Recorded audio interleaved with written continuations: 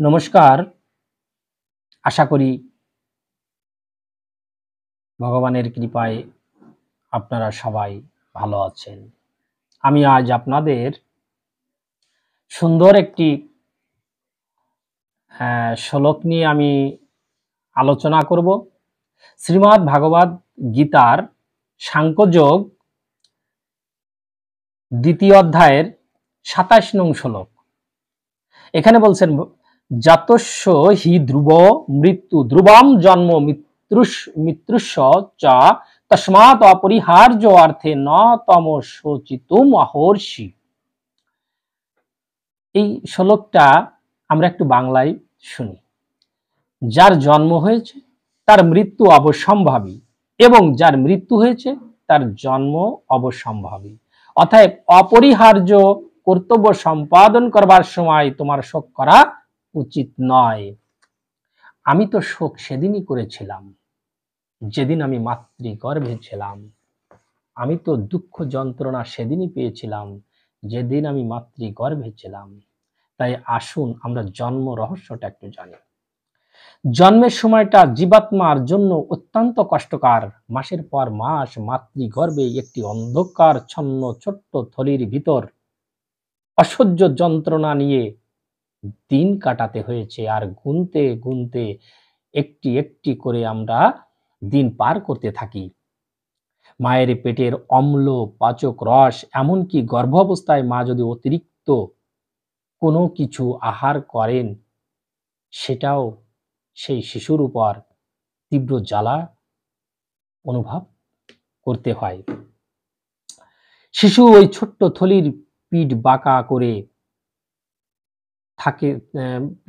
করে থাকে এবং থলিতে মলমূত্র পরিত্যক্ত করে, এবং সেইখানে মাসের পর মাস তাকে থাকতে হয় মাথার নিচের দিকে এবং পা উপরের দিকে করে।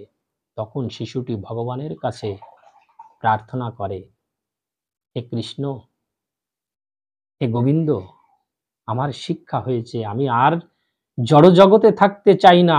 আমি এই জন্মেই তোমার সাধন ভজন করে তোমার কাছে আমি চলে যেতে চাই।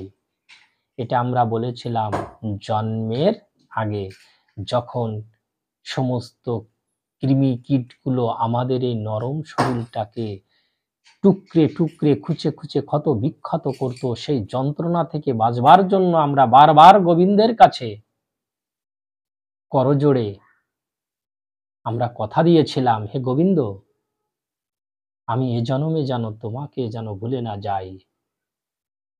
আমি যতবার জন্মগ্রহণ করি আমি যেন তোমার চরণ যেন না ছাড়ি।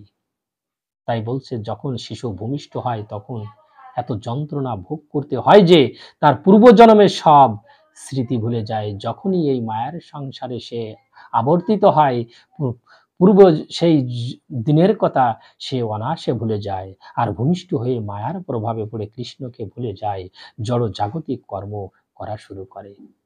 তাই আমাদের ভুলে গেলে হবে না, আমাদের গোবিন্দকে স্মরণে রাখতে হবে।